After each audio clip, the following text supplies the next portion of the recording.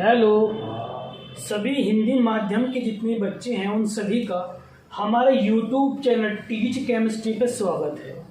और मैं जो आज आपके लेकर आया हूँ रासायनिक बंध जो हमारा अध्याय है उसका एक जो है टॉपिक है जिसका नाम है बॉन्डरवॉल्स बंध या बॉन्डरवॉल्स बल भी बोल सकते हो आप।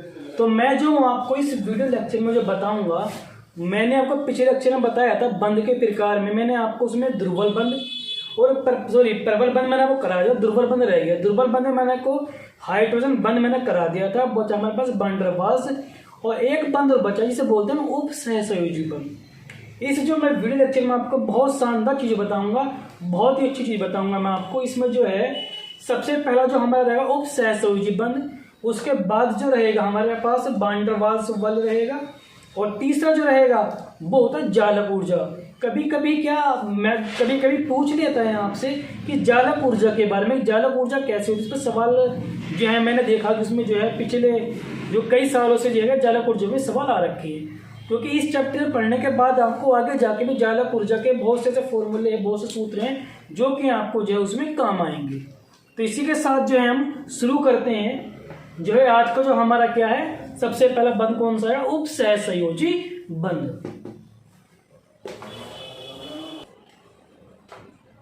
उप सहसंयोजी बंध, उप सहसंयोजी बंध, ठीक है, उप सहसंयोजी बंध।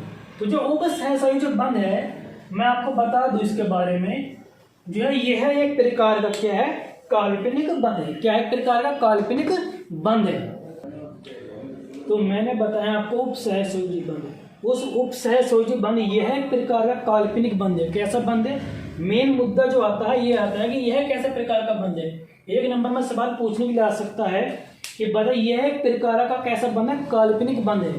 जो इलेक्ट्रॉन दाता मतलब जो इलेक्ट्रॉन देने वाला हो, और वह इलेक्ट्रॉन ग्राही का मतलब होगा जो ग्रहण कर सकता है इलेक्ट्रॉन को, और जो दाता मतलब जो इलेक्ट्रॉन को दे सकता है। ठीक है, क्या किसके मध्य बनेगा, दाता के और जो हमारे पास है ग्राही के मध्य बनेगा। इलेक्ट्रॉन जो होता है दाता का, इलेक्ट्रॉन दाता कार्य वही कर सकता है जिसका अष्टक पूर्ण हो चुका हो। क्या हो चुका, पूर्ण कर लिया हो, जिसका अष्टक पूर्ण कर लिया हो, वही घटना क्या कहलाती है, उप सहसंयोजी बंध कहलाती है। वह घटना क्या कहलाएगी हमारे पास, उप सहसंयोजी बंध, उप सहसंयोजी बंध कहलाती है। ये आपको परिभाषा याद होनी अति आवश्यक है।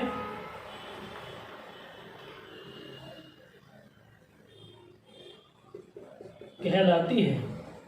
अब जो है ये परिभाषा तभी समझ में आ सकती है आपको जब इसका एग्जाम्पल मैं बताऊंगा, मतलब उदाहरण।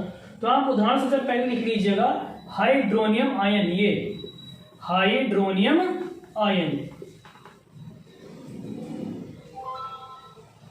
Hydronium ion. देखो हाइड्रोनियम आयन कैसे हो सकता है, इसका उदाहरण ये आप समझ लीजिएगा। तो हाइड्रोनियम आयन में यहाँ पे सबसे पहले जो है ये हमारे पास जो है ये हो गया, इससे और इससे हमारे पास क्या जुड़ गया, हाइड्रोजन जुड़ गया। बात क्लियर है। प्लस एक क्या बचा हमारे पास, हाइड्रोजन बचा नहीं बचा, एक हमारे पास क्या बच गया, हाइड्रोजन बच गया। ठीक है, तो हमारे पास क्या हो गया, ये तो हमारे पास जो हो गया ये वाला, ये तो ये हमारे पास क्या हो गया, इसे हम बोल सकते हैं यह यहाँ पर क्या है, इलेक्ट्रॉन युग्म दाता हो गया ये तो। ठीक है, जो इलेक्ट्रॉन को दे सकता है। और ये जो हो गया हमारे पास ये हमारे पास क्या हो गया, ये हो गया इलेक्ट्रॉन युग्म स्वीकार करता। क्या हो गया, इलेक्ट्रॉन युग्म स्वीकार करता हो गया, जिसने इलेक्ट्रॉन ग्रहण किए और जिसने इलेक्ट्रॉन दिए उसने ग्रहण किए। तो इस क्रिया से हमारे पास जो है ये इस तरह के हमारे पास जो है स्ट्रक्चर बन के है तैयार हो गई। ये देखिएगा आप, ये बात समझ में आती है आपकी, नहीं आ रही है, आगे बात में बहुत बड़ा। ये जो है हमारे पास ये जो है हमारे पास ये क्या है, उप सहसंयोजी बंध है। यह उप सहसंयोजी बंध है। आप इस परिभाषा में चाहो थोड़ा सा बढ़ा के लिख सकते हो आप कि इस वाले तीर से, ये वाला जो तीर हमारे पास है, इससे इसे व्यक्त करते हैं,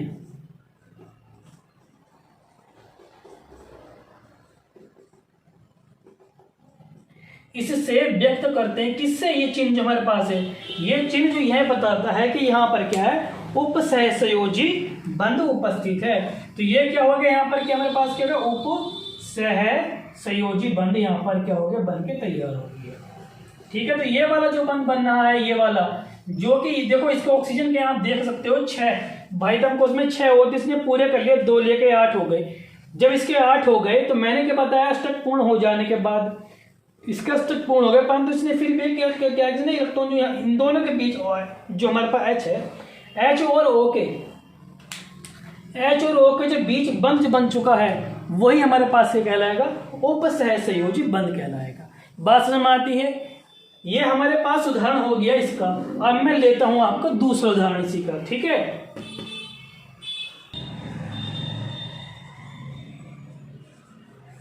उदाहरण जो है 2 है। उदाहरण दूसरा हमारे पास, मैं आपको उदाहरण 2 में ले रहा हूं, NH4+। इसी को हम बोलते क्या है, ये जो हमारे पास ये अमोनियम आयन है, क्या है, अमोनियम आयन हमारे पास है, अमोनियम आयन। अब अमोनियम आयन जो है, ये जो है इसमें भी उपसहसंयोजक बंध उपस्थित है। कैसे, मैं आपको बता देता हूँ, देख लीजिएगा आप जो है इसको, जो हमारे पास NH4+ होता है, आप उसको देख लीजिए, इसे क्या बोलते हैं, अमोनियम आयन। तो हमारे पास क्या हो गया, N यहाँ पर सेंटर एटम जो हम बोलते हैं केंद्रीय परमाणु हो गया। हमने इस पर 3 हाइड्रोजन इस तरह जोड़ दिए। क्या जोड़ दिए, 3 हाइड्रोजन। और आप सभी जानते होंगे इसमें एक लोन पेयर भी होती है, इसे बोलते हैं हम क्या, एकांक युग्मी बोलते। प्लस हमारे पास कितना बचा, 1 हाइड्रोजन बच गया, यह प्रोटॉन है, प्रोटॉन, प्रोटॉन, ये हमारे पास क्या हो गया, प्रोटॉन हो गया। ठीक है, तो हमारे पास जो ये वाला है, ये वाला, ये हमारे पास क्या हो गया, इलेक्ट्रॉन युग्म दाता हो गया। ये क्या हो गया, दाता हो गया। क्या हो गया हमारे पास, इलेक्ट्रॉन युग्म दाता हो गया। ये क्या हो गया, स्वीकार करता हो गया, स्वीकार करता। बात समझ में आ रही नहीं आ रही है? जब ये स्वीकार करता हो गया, दाता हो गया, तो हमारे पास क्या बन गया, यहाँ पर देखिए इस तरह से ये कंप्लीट बन गया। यहाँ पर ये देखिएगा, ये एक इसमें है, और हमारे पास जो है ये हमारे पास हाइड्रोजन, हमारे पास क्या हो गया, हाइड्रोजन हो गया, और ये 3 हाइड्रोजन हमारे पास जुड़े हुए थे। ठीक है, तो ये जो क्रिया बनी है, इसी में बोलेगा हम उपसहसंयोजी बंध। क्या बन गया, उपसहसंयोजी बंध हमारे पास यहाँ पर क्या बन के तैयार हो गया। ठीक है, ये क्या होगा, उपसहसंयोजी बंध हो गया। और मैं आपको एक उदाहरण और ले लेता हूँ, बहुत शानदार उदाहरण लूंगा आपको। इसके बाद मुझे आपसे जो है यह उम्मीद है कि आप उपसहसंयोजी बंध का कोई भी उदाहरण या कोई भी सवाल बहुत आसानी तरीके से कर पाओगे। ठीक है, अब मैं लेता हूँ आपको अगला उदाहरण। अब अगला हमारे पास हो गया उदाहरण 3 हो गया, ओजोन। क्या हो गया, ओजोन। तो ओजोन जो है, ओजोन में भी क्या होता है, हमारे पास एक उपसहसंयोजी बंध उपस्थित होता है। कैसा होता है मैं आपको बताता हूँ। जैसे कि मान लीजिए मैंने ये बना दिया, और एक ऑक्सीजन हमारे पास हो गया, तो इसमें इलेक्ट्रॉन, इसमें जो हमें इलेक्ट्रॉन बनने हैं, ये हो गया, ये हो गया, ये हमारे पास 4, हमारे पास यहाँ पर 4 क्या हो गए, इलेक्ट्रॉन हो गए। अभी हमें डबल बॉन्ड से इसे कर देना है, और इसके पास कितने हमारे पास जो है एकांकी युग्म कितने हो गए, इसमें एकांकी युग्म जो हमारे पास कितने हो गए, 2 हो गए। प्लस प्लस जो हमें लिखना है, प्लस ये जो हमारे पास, अब जो ये हमारे पास हो गया, इसके बाद ये ऑक्सीजन बता, इसमें कितने इलेक्ट्रॉन होते हैं, 6, 1 2 3 4 5 6 हो गए 6। अब इसके बाद जो है हमारे पास कैसे बनेगा, हमारे पास जो है कैसे बनेगा, ये आपको ध्यान देना है। तो अब हमारे पास यहाँ पर एक ऑक्सीजन हो गया, जो हमारे पास ये था, इसे घुमा लो, चाहे आप इसे घुमा सकते हो। तो जहाँ पर इस तरह घुमा लोगे इसे, ये हमारे पास आ गया, तो इसमें इलेक्ट्रॉन युग्म बच गए, सॉरी 2 जो हमारे पास जो है इलेक्ट्रॉन युग्म नहीं बचे, 2 जो हमारे पास बचे हैं वो क्या बचे, हमारे पास बचे इलेक्ट्रॉन। ठीक है, तो इसमें ये जो हमारे पास बनाया है मैंने आपको, ये 2 यहाँ पर क्या हो गया, ये यहाँ पर एक क्या एकांकी युग्म है, और यहाँ पर 2 इलेक्ट्रॉन हो गए। देखो उसके जो अपने पूरे हो गए, यहाँ पर जो इसने पूरे कर लिए, कोई 6 पूरे करने होते हैं, वो सॉरी जो हमारे पास ऑक्सीजन होता है, वाइटम कोष में 6 इलेक्ट्रॉन होते हैं, तो पूरा करने के लिए कितना चाहिए, 2, तो 2 मिल गए इसे, इसके पूरे अपने 8 हो गए। अब जो है जिसने पूरे कर लिया, इसका पूर्ण हो चुका, तो वहीं पर ये जो बना बंध, इस वाले ऑक्सीजन का इस वाले ऑक्सीजन के बीच में जो बन गया है, इसे बोलते हैं हम उपसहसंयोजी बंध, उपसहसंयोजी बंध। ये हमारे पास बन गया है उपसहसंयोजी बंध। और ये जो हमारे पास था यहाँ पर क्या था, इलेक्ट्रॉन दाता था और ये इलेक्ट्रॉन स्वीकार करता था। इलेक्ट्रॉन स्वीकार करता, इलेक्ट्रॉन युग्म दाता। बात समझ में आई। इसी तरह आपको जो है मैं आपको उदाहरण दे रहा हूँ 4। उदाहरण 4 हमारे पास जो होगा बहुत ध्यान के साथ देखिएगा, N2O। ये आपको घर से करके लिखाना है, क्या लिखाना, घर से करके लिखाना है। इसी तरह जो है आपको जो है NH3 का वह NH3 और एक हमारे पास एक कंपाउंड आता है BF3। NH3 और BF3 का आप घर से निकाल कर लेकर आओगे। इसमें कौन कौन से जो होते हैं उपसहसयोजी बंध है कि नहीं है। ठीक है, ये आपसे घर के लिए है, आपका काम करके लाना है, कमेंट में बताना है मुझे इसका बिल्कुल उत्तर। ठीक है, अब हम शुरू करते हैं अपना अगला जो टॉपिक है, इसे बोलते हैं हम वॉन डर वाल्स बंध या वॉन डर वाल बल। अणुओं के मध्य बनता है। ठीक है, तो मैंने बताया आपको वॉन डर वाल बल। ठीक है, जो हमारे पास वॉन डर वाल बंध है, आप बल कह सकते हो आप, इसकी जो परिभाषा है ये है कि यह क्या बोल सकते हैं, यह है परिभाषा, यह द्विध्रुव बल व द्विध्रुव प्रेरित द्विध्रुव बल तथा परिकीर्णन बल या लंदन बल, यह एक प्रकार के वॉन डर वाल बंध है जिसमें दो, यहां पर देखिएगा, जिसमें दो द्विध्रुव अणु परस्पर संयोजित हो जाते हैं, वह घटना वॉन डर वाल बल कहलाती है। इसके बाद जो हमारे पास महत्वपूर्ण बिंदु है, ये बात याद रखना कि जो वॉन डर वाल है वो केवल जो होगा ना दो अणु के मध्य बनेगा। किसके मध्य बनेगा? दो। आपसे सवाल पूछ सकता है कि बताइएगा कि ऐसा कौन सा बंध है, वो आप ऑप्शन दे सकता है जिसमें दो अणुओं के मध्य बनना है, तो आप वॉन डर वाल, यही सवाल इस तरह घूम सकता है कि बताइएगा कि जो वॉन डर वाल बल है हमारे पास, वो जो होता है कितने अणुओं के मध्य बनता है। दे देगा आपसे जो है बहुत विकल्प किस जगह, पहला कि 3 के, दूसरा 2 के, तीसरा 4 के, चौथा 5 के। तो आप जो उत्तर लगाओगे फिर दूसरा लगाओगे कि ये जो वॉन डर वाल बल होता है ये दो अणुओं के मध्य बनता है।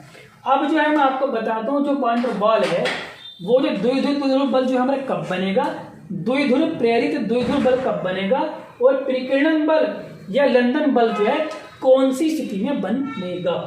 ठीक है, आइए आप,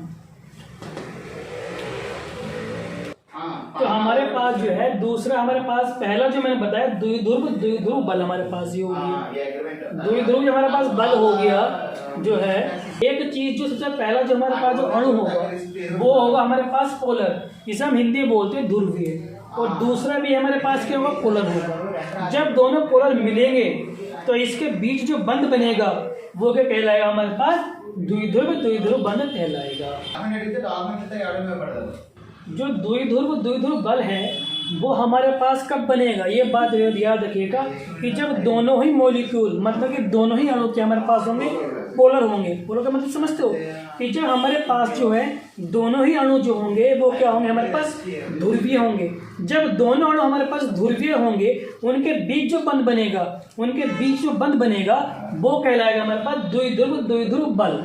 बात समझ में आ रही है नहीं आ रही है? मैं आपको बता देता हूँ। जैसे कि मैंने आपसे कह सकता हूँ कि मैंने HCl ले लिया, क्या ले लिया HCl, तो आप इससे ये जो हमारे पास ये इलेक्ट्रोनेगेटिव ज़्यादा है, इसकी विद्युत ज़्यादा है कि नहीं, तो इस तरह हो जाएगा ये। तो इसमें क्या हो गया, माइनस हो गया, मतलब कि ऋणावेशित हो गया। ये हमारे पास क्या हो गया, धनावेशित हो गया।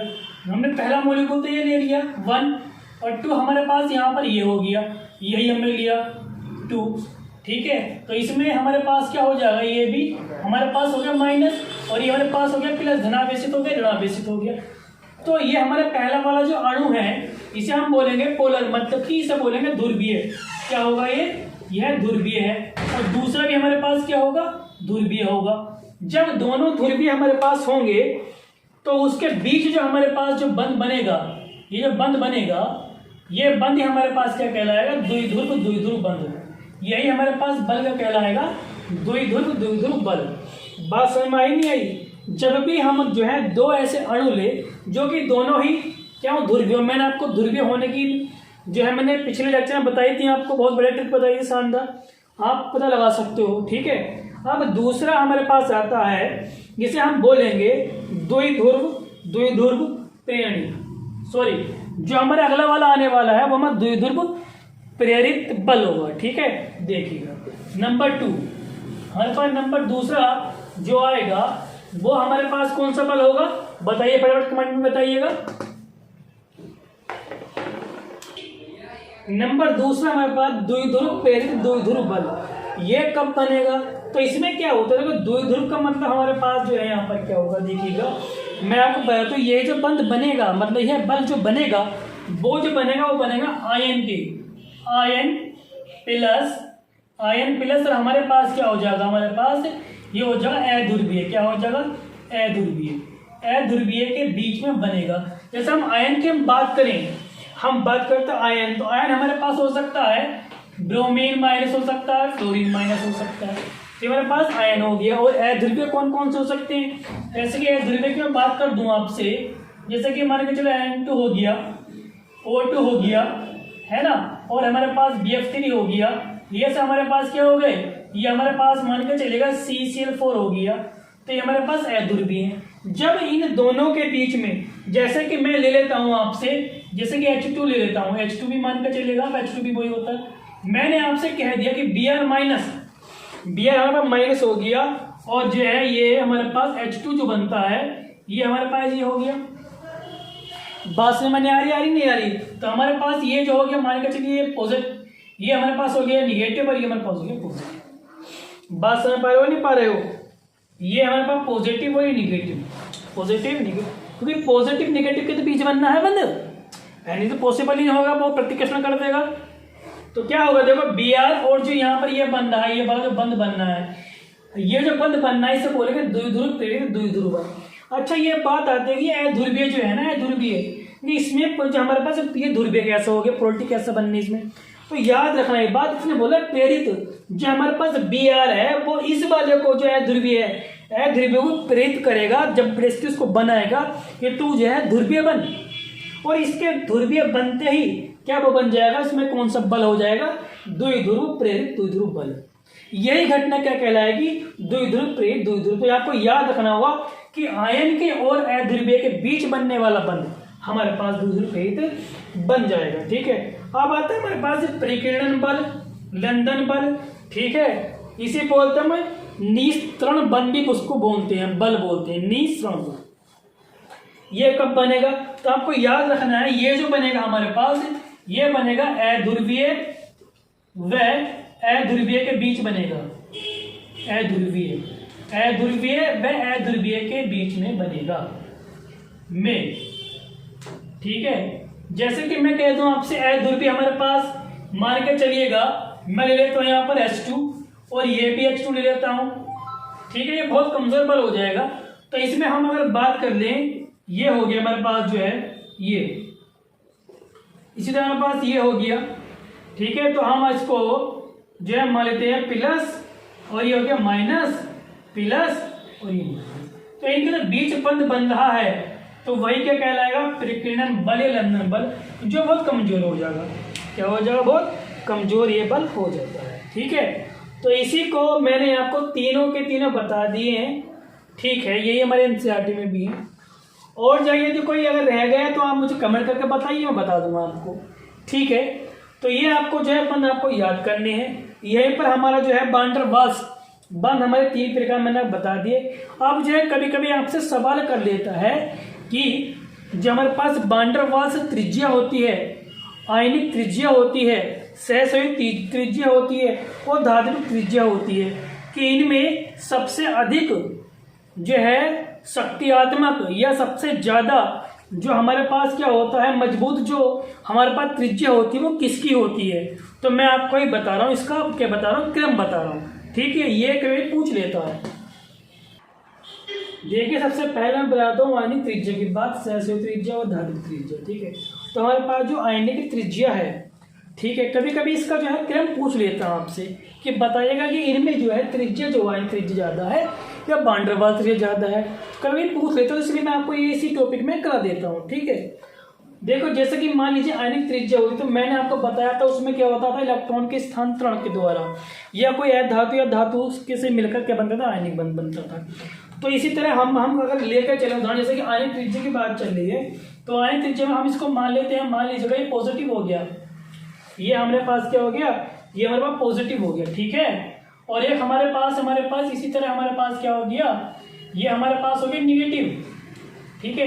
तो जब इन दोनों ये मिलेंगे इस तरह से, ये मैं बता देता हूँ आपको, छोड़िए यहाँ पर मत लिखिएगा इसको, ये तो जब ये दोनों जो हैं मिलेंगे, इस तरह से मिलेंगे, किस तरह से मिलेंगे, ये भी आप देख लीजिए, ये इस तरह से इनकी जो है क्या हो जाएगी, इस तरह से इन दोनों की हो जाएगी, मुलाकात हो जाएगी। ये पॉजिटिव था और ये निगेटिव था, ठीक है, ये पॉजिटिव था और ये हमारे पास निगेटिव था।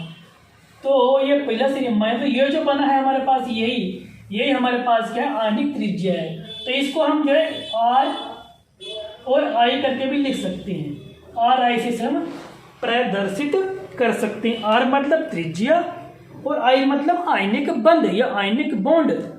तो हमारे पास ये यहाँ पर क्या होगी, आयनिक त्रिज्या हो गई, ठीक है। बात समझ में आ रही है, बहुत बढ़िया। उसके बाद इसी तरह हम लेते हैं सहसंयोजी बंध। तो सहसंयोजी बंध में मैंने बताया था कि इलेक्ट्रॉनों का साझा होता था। तो इसी तरह अगर हम ले लें कि यहाँ पर ये ले लें पॉजिटिव, ठीक है।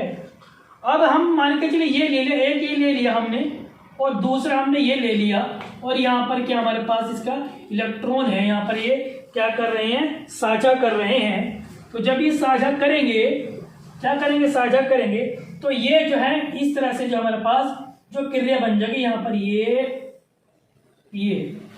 ठीक है। और इसके बाद यहाँ से ये,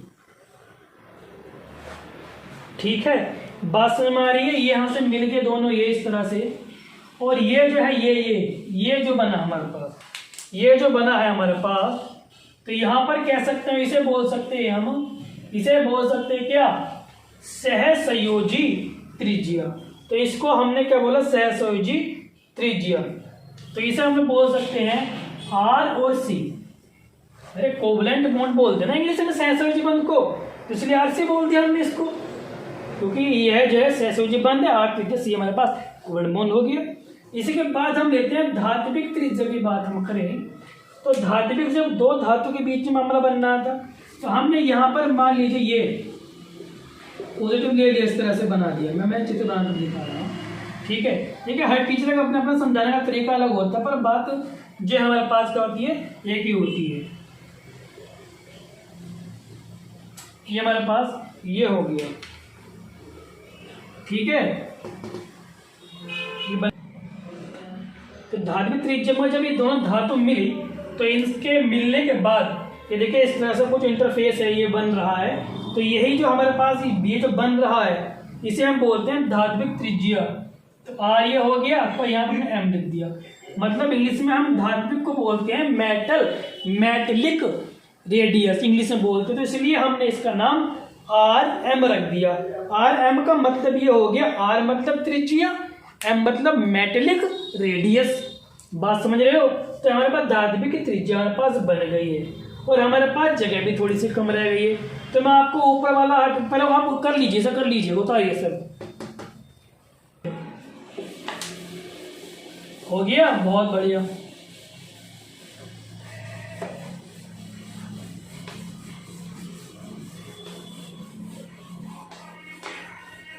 तो अगला हमारे पास जो है, अगला जो हमारे पास है, ठीक है। तो वैन डर वाल्स त्रिज्या हमारे पास ये होगी, जब ये और ये दोनों मिले, इन दोनों का मिलने के बाद जो यहाँ पर बना, यहाँ पर हमारे पास क्या बन गया, इसे हम बोलेंगे आर वी करके।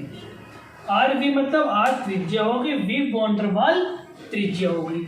अब मैं सबसे पहले जो मेन मुद्दा है, मतलब कि मेन महत्वपूर्ण बिंदु हमारे पास क्या है, वो पूछ लेगा आपका त्रिज्या का क्रम बताइए। क्या बताइएगा, त्रिज्या का क्रम बताइएगा।